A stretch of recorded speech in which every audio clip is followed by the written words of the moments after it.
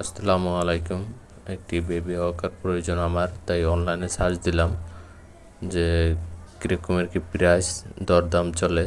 তো একটা মাথায় আইডিয়া নিলাম, বাইরে গেলাম বাসা থেকে কামাল বাজারের উদ্দেশ্যে। বাসার সামনের রাস্তাগুলো ফাঁকা, বেশি সংখ্যক লোক নাই, কিন্তু বাজারে দেখি কীরকমের লোকজন আছে, কারণ আজকে শুক্রবার, ভালোই লোকজন থাকবে। এটা হলো বাইসিঙ্গার কাছাকাছি এই দৃশ্যটা। আমি রেলবেট হয়ে যাব কাপ্তা রাস্তার মাথা বাহির সিঙ্গাল থেকে। তো রেল লাইনের পথে ধরলাম। এই পথ দিয়ে যাওয়ার সময় আমার মাথার ভিতরে ঘুরে যে রেল লাইনের পথে কাঠ দিয়ে জড়ো দেয়, আবার এই যে পাশে পাথর থাকে, মাঝখানে পাথর থাকে, এই পাথরগুলা কেন দেয়? এই পাথরগুলো দেওয়ার কারণ কি? ইঞ্জিনিয়ারদের মাথায় এগুলো কিভাবে আসলো? তো এখান থেকে এটা আমার মাথায় আসে রেল লাইনের পথ দিয়ে হাঁটলে। আর রেল লাইনের পথে আশেপাশে সুন্দর দৃশ্য থাকে, যেমন গাছপালা, বড় বড় ক্ষেত ক্ষেত বা খাল থাকে, যেগুলা যেগুলো দেখতে প্রকৃতিরময় এবং খোলামেলা থাকার কারণে ভালো বাতাস আসে। এই যে পাশে একটা ফ্যাক্টরি আছে রেল লাইনের পাশে, ফ্যাক্টরিটা মোটামুটি ভালোই চলে, শুক্রবার হওয়ার কারণে বন্ধ। আর শুক্রবার হইলেই এই রেল লাইনের পথে অনেক মানুষ দেখা যায়, কারণ এটা একটা পর্যটকের হয়ে যায় রেল লাইনের পথ দিয়ে হাঁটা, এই সুন্দর দৃশ্য উপভোগ করা। সচরাচর মানুষ রেল লাইনের পাশে থাকলেও, বাসা ঘর বাড়ি থাকলেও রেল লাইনের পথ দিয়ে কখনো হাঁটা হয় না, রেল লাইনের পথে বসাও হয় না, হাঁটাও হয় না, রেল লাইনের পাশে বসা হয় না। এরকম অনেক মানুষ অধিকাংশ সময় দেখে বসে থাকে। কী কারণে বসে থাকে? আর হয়তো এরা খারাপ মানুষ, নিজেদের ভিতরে একটা ধারণা আসে। তো আমি দেখলাম যে না, আমি যাইতেছি, দেখলাম এরা বসে নিশ্চিন্তে একাকী সময় পার করার জন্য, এবং পরিবেশটা ঠান্ডা থাকে, খোলামেলা থাকার কারণে বাতাস থাকে। তো রেল লাইনের পথ দিয়ে যাওয়ার পরে কাপ্তা রাস্তার মাথায় এখানে অনেক রকমের দোকান, জীবিকা নির্বাহ করার জন্য এই দোকানগুলো খোলা হয়। এই যে বাস, তারপর ফলমূল বিক্রি করা হয়। একটা জিনিস দেখলাম, শহর থেকে মানুষ অলসতা যাদের ভিতরে নাই, তারা খুবই উন্নত করতে পারে। আর যারা অলস আমার মতো, তারা কি করতে পারবে আল্লাহ ভালো জানে।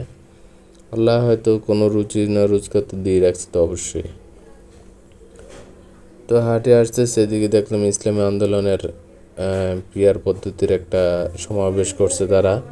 সমাবেশটার ভিতরে আমিও আসলাম, এসে দেখলাম যে কিরে, সেনাবাহিনী করে, পুলিশ করে তাদের নিরাপত্তা দেওয়ার জন্য তারা তাদের কাজ করতেছে, জনগণের সেবা দিচ্ছে।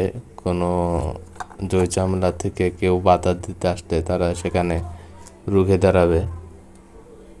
তো এখান থেকে যাচ্ছি এই ওয়াকারটা কিনতে, বাচ্চাদের ওয়াকার। তো পদ্মে হাঁটতে হাঁটতে দেখলাম দেশি মোরগ, হাঁস, কবুতর এগুলো বিক্রি হচ্ছে। কোয়েল পাখির ডিম, হাঁসের ডিম জিজ্ঞাসা করলাম,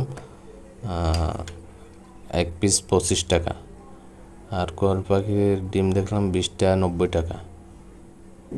তো বললাম যে কীরকমের কি? এরকমেরই নিতে পারবেন, কম হবে না। হাঁস দেখলাম, যাদের দেশি হাঁস, দেশি মোরগ খাবার ইচ্ছে, তারা এই যে যারা চিটাগাং থাকেন এই কালুরঘাট এরিয়ার ভিতরে, তারা এই কামাল বাজার চিনবেন, এইখানে পাবেন। তারপর পাইকারি কলা পাবেন। তারপর শুক্রবার দিন আর মঙ্গলবার দিন বাজার বসে।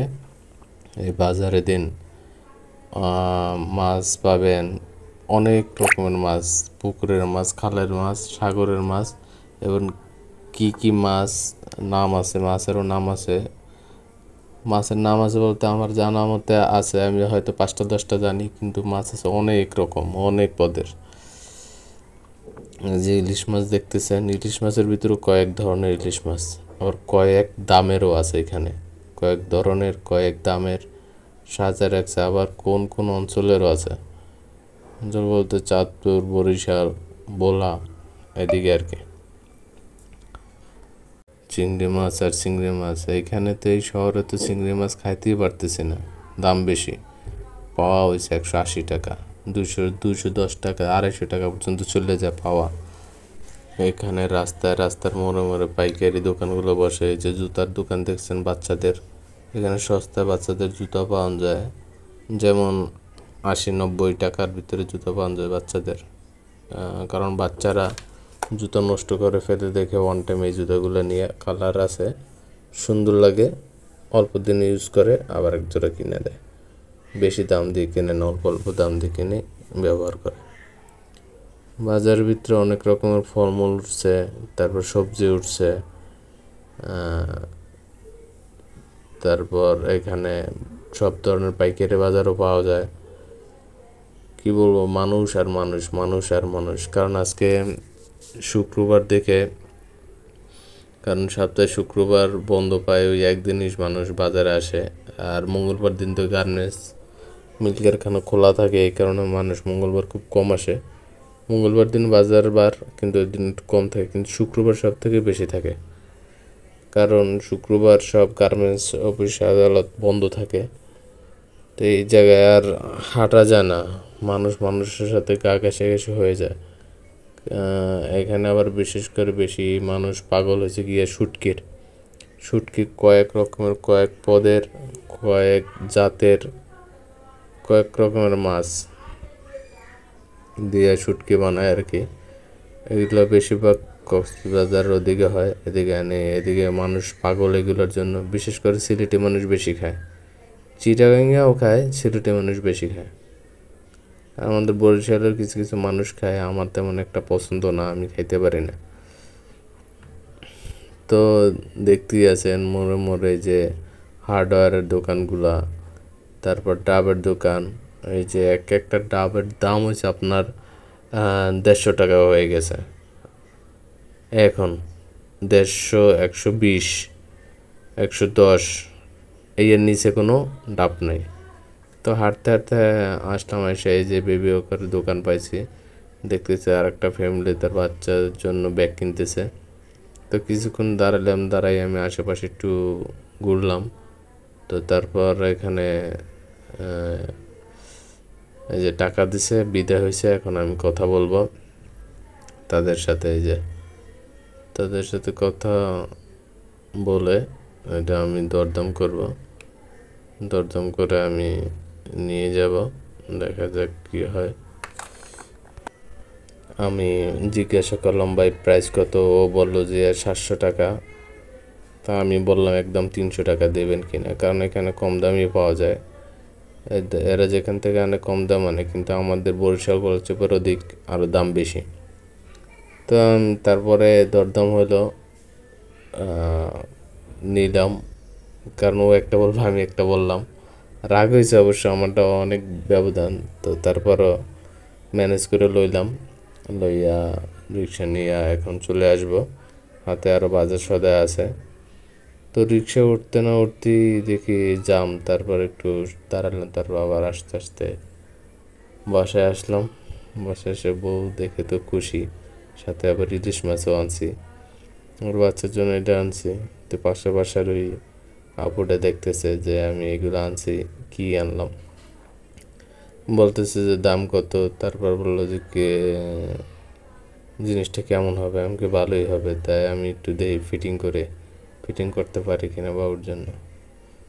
তো ফিটিং করলাম, ফিটিং করে দেখলাম যে না ভালোই, কিন্তু যে সিটের এটা আছে এটা একটু ভালো হয় নাই, ফিটিং করতে পারতেছি না ভালো মতো।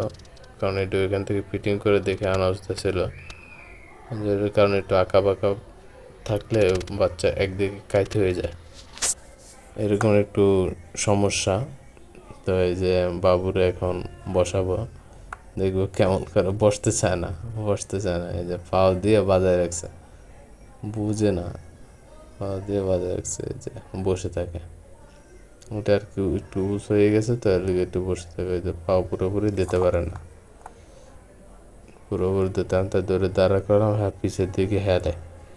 তাই একটু দৌড়লাম, দৌড়ে আর দাঁড়া করে এদিকে দিয়ে একটু হালকা হালকা ঠেললাম, দিয়ে উৎসাহ পাইনি, পা বাধা দিচ্ছে।